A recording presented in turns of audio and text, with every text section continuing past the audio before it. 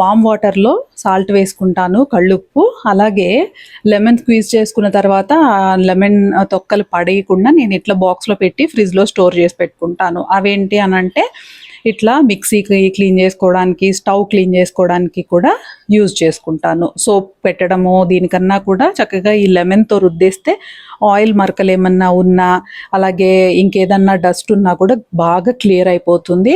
లెమన్లో ఉన్న యాసిడ్స్ వలన చిన్న చిన్న క్రిములు లాంటివి కూడా లేకుండా పోతాయి. చాలా క్లీన్ అయిపోతుంది అనమాట, షైనీగా అయిపోతుంది. మిక్సీ అయినా, గ్యాస్ స్టవ్ అయినా, కిచెన్ ప్లాట్ఫామ్ అయినా కూడాను.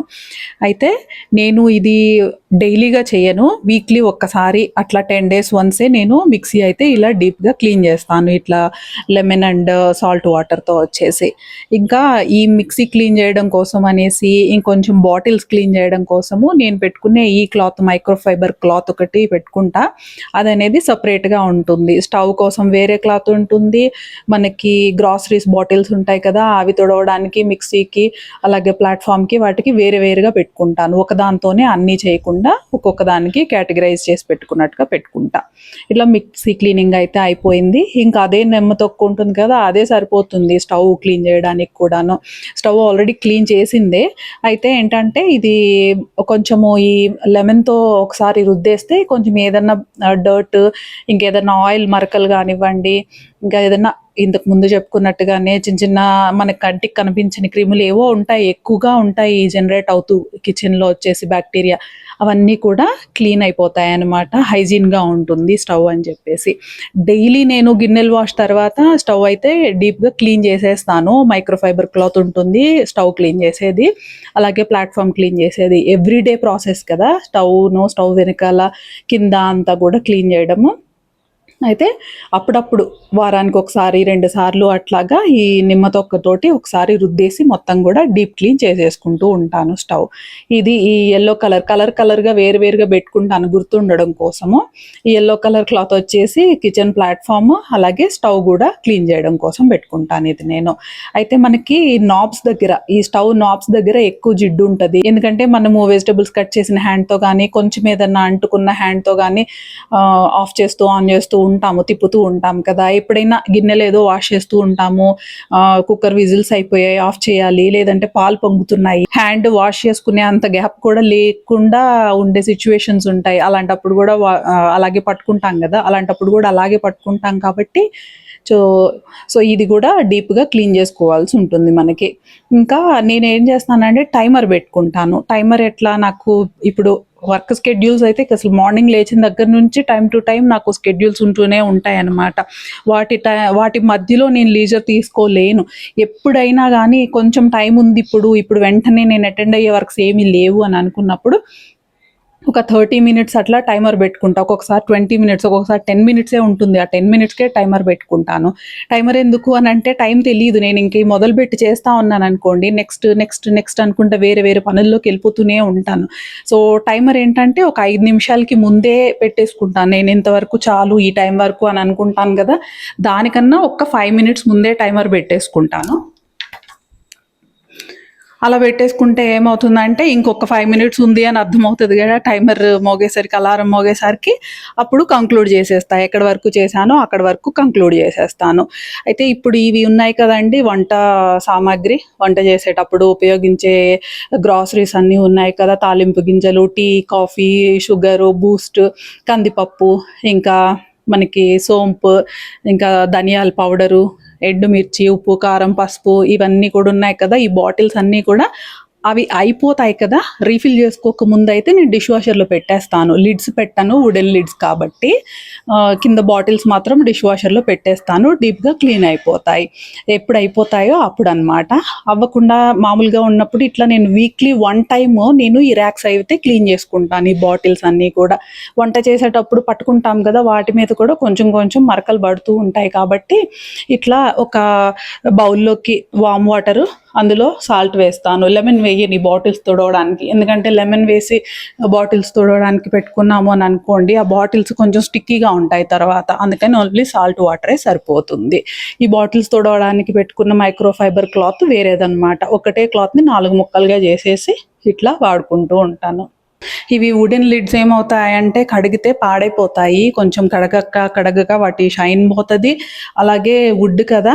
ఇంకా లోపల పక్కన రబ్బర్ గూడా ఉంటుంది గాబట్టి అవి కొంచెము స్పాయిల్ అయిపోతాయి. అందుకని వాటిని వాష్ చేయకుండా జస్ట్ ఒకసారి తుడిచేస్తే సరిపోతుంది. తాలింపు గింజలు నేను విడివిడిగా పెట్టుకోకుండా అన్నీ కలిపేసే పెట్టేసుకుంటాను. ఆవాలు, జీలకర్ర, మినపప్పు, పొట్టు లేని మినపప్పు, అలాగే శనగపప్పు ఇవన్నీ కూడా కలిపేసి బాటిల్ పెట్టేసుకుంటాను నేను. నాకు అలవాటయిపోయింది ఈజీగానే వేయడము. మల్టిపుల్ బాటిల్స్ పెట్టుకొని స్టోరేజ్‌కి అడ్డు లేకుండా ఉండడం కోసము అట్లా అన్నమాట. కందిపప్పు అంటే ఫ్రీక్వెంట్‌గా యూజ్ చేస్తాం గదా! వారంలో ఒక 3, 4 సార్లయినా గూడా కందిపప్పు వాడాల్సొస్తది గాబట్టి ఇది ఇక్కడే పెట్టేసుకుంటాను. ఇవి కాఫీ పౌడర్ బాటిల్స్ కదా! ఈ పైన పేపర్ తీసేయడానికి కొన్ని ఐడియాస్ అయితే దొరికాయి నాకు. యూజ్‌ఫుల్‌గా ఉంటుంది అని అనుకుంటే చెప్పండి. నెక్స్ట్ ఒక వీడియో చేసి చూపిస్తాను. ఈజీగా ఈ బాటిల్స్ మీద పేపర్ అనేది క్లీన్ చేసేయడానికి. పేపర్ వచ్చేస్తది గానీ దాని తర్వాత గమ్ అయితే ఉండిపోతుంది. దాన్ని బాగా బలంగా ఎంత రుద్దినా గూడా రాదు. సపోజ్ వచ్చిందంటే మొత్తం గీతలు పడిపోయి ఇంకా బాటిల్ మనకి వాడబుద్ధి కాదు అన్న స్టేజ్‌కి వెళ్ళిపోతదనమాట. అందుకని కొంచెము చాలా ట్రై చేశాను. వాటిల్లో నాకు ఒక మెథడ్ అయితే ఈజీగా సెట్ అయింది. సో మీకెలా అనిపిస్తది అనేది చెప్తాను ఇంకొకసారి ఏదన్నా వీడియోలో ఒక 2 బాటిల్స్ క్లీన్ చేసి చూపించి. జీలకర్ర, వాము, ధనియాలు కలిపి పొడి చేసి పెట్టుకుంటాను కర్రీస్‌లో వేయడానికి. ఇదేమో కళ్ళుప్పు వాడకటం నాకు ఎక్కువ ఉంటుంది. ఇవి క్లీన్ చేయడానికి, వెజిటబుల్స్ క్లీనింగ్‌కి వీటన్నిటికి కూడా కళ్ళుప్పు అనేది ఎక్కువగానే యూజ్ చేస్తూ ఉంటాను. అలాగే రోటి పచ్చట్లలో కూడా మామూలు సాల్ట్ కన్నా కళ్ళుప్పేస్తే బావుంటది కదా! అదే యూజ్ చేస్తాను. కసూరి మేతి. ఇంకా ఇదిగోండి స్వామివారిది నైవేద్యాల బుక్ ఉంది కదా! ఈ బుక్ కూడా నాకు ఇక్కడే పెట్టుకుంటా. నాకు చాలా ఇష్టం ఇక్కడ ఇట్లా ఉంటే. సో ఇదైతే క్లీన్ చేసుకున్నాను. నాకు కిచెన్‌లో వచ్చేసి నేను వంట చేయడానికి కావాల్సిన సామాగ్రితో పాటుగా ఇంగ్రీడియెంట్స్ అన్నీ కూడా ఇవేనండి. ఒక్క దగ్గరే ఉన్నాయి. ఇక పైన ర్యాక్ అయితే చాలా వరకు ఖాళీయే. ఈ గ్లాస్ బౌల్స్ ఉంటాయి కదా! విత్ లిడ్ అవి ఒక 2 ఉన్నాయి. ఏదో గిఫ్ట్‌గా వచ్చినవి. అవి 2 అట్లా పెట్టాను. ఎప్పుడైనా యూజ్ చేసుకోవచ్చు అని చెప్పేసి. ఇదేమో కారపూస అవి చేసుకునేది ఇత్తడిది. చాలా రేర్ చేయడం కూడాను. ఇంకా వడియాలు ఇంకా అవి 2 టప్పర్‌వేర్ డబ్బాల్లో పోసి పెట్టేశాను. ఇంకా అయి అయిపోయిన తర్వాత ఆ డబ్బాలు కూడా అలాగా స్టోర్ రూమ్‌కి వెళ్ళిపోతాయి. సో ఇంతే అయిపోయిందండి. ఇంకా ఈ హ్యాండిల్స్ కూడా తుడిచేసుకుంటూ ఉంటాను ఎప్పుడు ఫ్రీక్వెంట్‌గా. ఎందుకంటే అది తీస్తూ వేస్తూ ఉంటాం కదా! చేతి మరకలు పడుతుంటాయి కదా! ఒకేసారి బాగా డర్ట్ పేరుకుపోయిన తర్వాత చేయడం అనంటే మనకు చాలా కష్టము. సో డైలీగా అలా తుడుచుకుంటూ ఉంటే ఇంకా అక్కడ ఏమీ డస్ట్ పేరుకోకుండా కూడా ఉంటుంది అని. ఇవన్నీ ఓల్డ్ క్లాత్స్. ఇవన్నీ నేను పడేయకుండా రీయూజ్ చేసుకుంటాను. కాటన్‌వి. మాక్సిమం ఇంట్లో అందరూ కూడా కాటనే యూజ్ చేస్తాము. సింథటిక్ క్లాత్స్ అవి యూజ్ చేయమనమాట. చాలా rare. Very very rare. So కాటన్‌వే యూజ్ చేస్తాము. సో మా సాహితీది నైట్ డ్రెస్ షార్ట్‌కొచ్చేసి ఎలాస్టిక్ అంతా పోయింది. అండ్ ఫేడ్ కూడా అయిపోయింది. సో ఇదైతే క్లీనింగ్‌కి వేసేసుకుంటాను. ఇలా పీస్ చేసేసి స్టాక్ చేసుకున్నాను అని అంటే నాకు ఎప్పుడైనా స్టవ్ తుడవడానికి ఇప్పుడు మైక్రోఫైబర్ క్లాత్స్ వాడుతున్నాను కదా! వాటిని రెగ్యులర్‌గా యూజ్ చేసుకోను. ఎప్పుడు ఇలాంటి వేస్ట్ క్లాత్స్ ఏమి అవైలబుల్‌గా లేవు అంటేనే నేను వాటిని తీసుకుంటానన్నమాట. ఇట్లా వేస్ట్ క్లాత్స్ ఉన్నాయి అని అంటే ఇవే వాడుతూ ఉంటాను తుడవడానికి, గట్టు తుడవడానికి, స్టవ్ తుడవడానికి, ఇంకా మిక్సీలు కానీ, కబోర్డ్స్ కానీ ఇట్లా తుడవడానికి, మిర్రర్స్ తుడవడానికి కూడా ఈ పాత క్లాత్స్ అనేవి యూజ్ చేసేస్తూ ఉంటా. వీటినైతే రీయూజ్ అయితే అస్సలు చెయ్యను. ఒక్కసారి యూజ్ చేస్తే ఇంకా డస్ట్‌బిన్‌లో పడేయడమే అనమాట. వాటిని ఉతికి ఆరేసి మళ్ళీ దాచిపెట్టడాలు అయితే అస్సలు చేయను. సో ఇలా కట్ చేసి పెట్టేసుకుంటాను. డిఫరెంట్ సైజెస్‌లో అన్నీ కూడా. ఇదొకటి నైటీ ఎప్పటిదో ఒకప్పుడు వేసుకునేదాన్ని. తర్వాత వేసుకోవట్లేదు ఇంకాను. సరే ఇంక అట్లాగే ఉండిపోతుంది. అది హోల్ కూడా పడిపోయింది దానికి. దాచిపెట్టి ఉంచితే ఆ ఫ్యాబ్రిక్ స్ట్రెంగ్త్ కూడా పోతది కదా! అందుకనేసి సో అది కూడా వాడుకుందాము అని చెప్పేసి తీసుకొచ్చి కట్ చేసేసాను. ఇక పైన పార్ట్ ఏమో తుడవడానికి పెట్టేసుకుంటాను. ఇక కిందది చిన్న పీసెస్ చేయకుండా కిచెన్‌లో మామూలుగా మనం ఏదైనా పని చేసేటప్పుడు కింద తడి పడతది కదా! ఇంక అక్కడికి నేను వేసేసుకుంటా. కొన్నాళ్ళు వాడతాను. ఇదే ఉంటది కిచెన్‌లో కింద ఫ్లోర్ మీద. ఎక్కడైనా తడి పడింది అంటే తుడుచుకుంటూ ఉండడానికి. డోర్ మ్యాట్స్ అన్నీ ఉన్నాయి. కానీ ఇలాంటివి ఏదైనా ఉన్నాయి అని అన్నప్పుడు వీటిని వాడేస్తూ ఉంటానన్నమాట. అప్పుడు డోర్ మ్యాట్స్ ఇంకెక్కువ రోజులు వస్తాయి కదా అనేసి. ఈ చున్నీ కూడా ఎప్పటిదో చాలా సంవత్సరాల నాటిది బాగా వెలిసిపోయింది. ఇంకా ఇది కొన్ని వాటికి కొంచెం కూరగాయలు అవి తోడడానికి వాటికి వాడాను. ఇంకా దీని స్ట్రెంగ్త్ కంప్లీట్గా పోయింది అనేది అనిపించింది.